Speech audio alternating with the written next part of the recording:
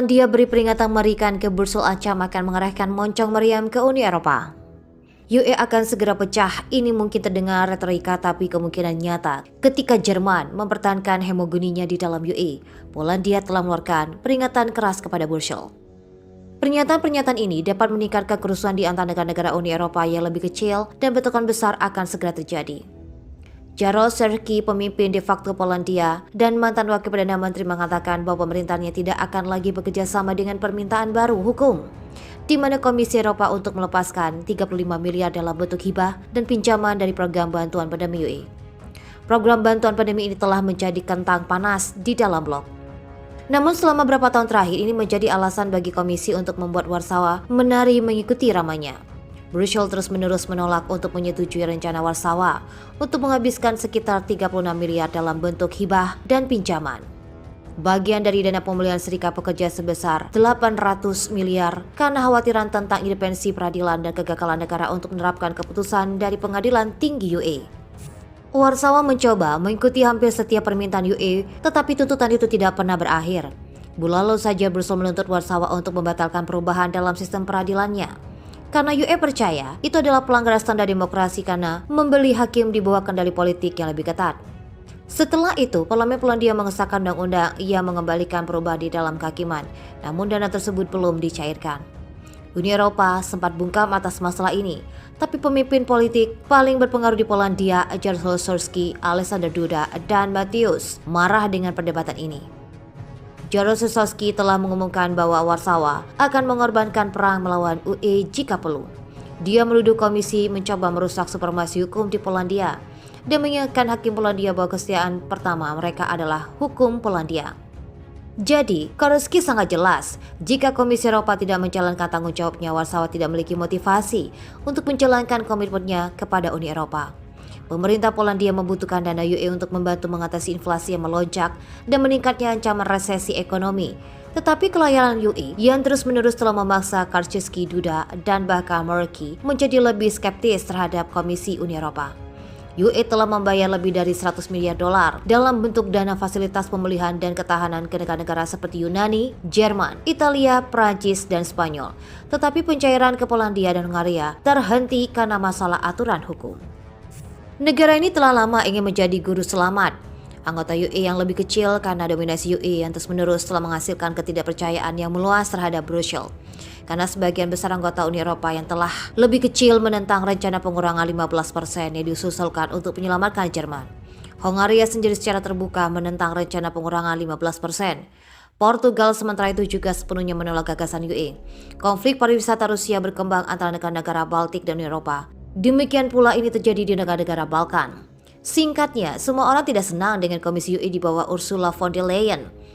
Uni Eropa telah mencapai titik beloknya ke depan. Itu akan hilang sepenuhnya atau tidak ada lagi sebagian aliansi ekonomi yang kuat.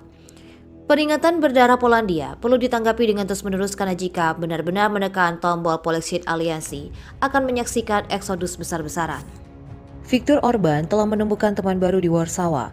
Siapapun yang memiliki sedikit pengetahuan tentang geopolitik dapat melihat dengan jelas bagaimana persatuan Eropa hancur. Serikat berada di 6 dan 7 dan berada di titik runtuh sepenuhnya. Sebagai akibat dari kekurangan energi yang parah, bahkan negara-negara yang sebelumnya sempat mendukung diktat UE, liberal sekarang berusaha menghindarinya. Semua ini telah memberi negara-negara kritis UE lebih percaya diri dan mereka sekarang berusaha untuk bekerja keras, bekerja sama untuk menghadapi Uni Eropa. Selanjutnya sekarang Polandia telah membuat keputusan untuk bergabung dengan Squad. Setelah belati ditarik selama sebulan, Warsawa memutuskan untuk bergandengan dengan Budapest. Menurut Euractiv, Polandia telah memilih untuk menghidupkan kembali hubungannya dengan Hungaria. PM Polandia Mateusz Morawiecki sekarang terlihat bekerja sama dengan PM Hungaria Viktor Orban di berbagai area politik. Saat berbicara dengan media pemerintah, PM Mateusz Morawiecki menekankan bahwa Hungaria dan Polandia harus bersatu, tidak seperti sebelumnya. Dalam wawancaranya, Morawiecki menekankan, kita perlu menyusun formula di mana dengan menyebutkan perbedaan dengan jelas, menghormati sensitivitas teman-teman Ukraina, Polandia akan dapat melakukan kegiatan bersama dengan Hungaria di area-area di mana kita berbagai nilai dan minat. Selama bertahun-tahun, Hongaria dan Polandia tetap bersatu. Namun persahabatan yang stabil ini memperburuk setelah Perdana Menteri Hongaria Viktor Orban menolak untuk mengambil sikap tegas terhadap Presiden Vladimir Putin yang menyusul invasi Rusia ke Ukraina. Ketika Viktor Orban menjelaskan dengan jelas bahwa Polandia dan Hongaria telah berpisah, situasinya mencapai titik puncak. Namun seiring berjalannya waktu, situasi berubah. Polandia sadar betul bahwa masalah yang dibagi adalah masalah yang dibagi dua. Negara-negara tersebut sekarang berada di halaman yang sama karena keduanya membenci Brussels, yang mungkin menjadi alasan mengapa Polandia ingin menjalin hubungan baru dengan Hongaria. Polandia di sini benar-benar berputar balik. Jika diingat dengan benar, sejak perang Ukraina dimulai, Polandia telah menjadi salah satu pendukung paling garis keras Ukraina. Namun seiring berjalannya waktu, situasi antara Brussels dan Warsawa mulai bergelombang. Bangsa ini mulai menghukum UE dalam berbagai masalah. Misalnya Polandia mulai mempertanyakan janji senjata besar seperti Jerman yang telah berjanji untuk menyediakan tank yang senjata baru ke Warsawa dengan imbalan senjata era Soviet lama yang diberikan ke Ukraina. Belakangan ini, UE juga mulai melintir tangan Polandia dengan menciptakan dari dalam pencairan dana pemulihan ekonomi pandemi dan dana lain yang dialokasikan untuk mengungsi Ukraina. Polandia dalam serangan balasan memutuskan untuk menolak masuknya pengungsi Ukraina melalui perbatasannya. Menteri Dalam Negeri Polandia Marlusz Kamski merekomendasikan kepada pemerintah perpanjangan keadaan darurat di perbatasan Polandia-Belarusia. Bentrokan kecil antara Polandia dan UE berlanjut sampai Warsawa membuat keputusan untuk benar-benar terpisah dari UE dan mengancam akan menembakkan meriam ke sana. Pemimpin de facto Polandia dan mantan wakil Perdana Menteri Jarosław Kaczyński menyatakan bahwa negara itu tidak akan lagi memenuhi permintaan Komisi Eropa untuk melepaskan 35 miliar dalam bentuk hibah dan pinjaman dari program bantuan pandemi UE karena melanggar aturan hukum.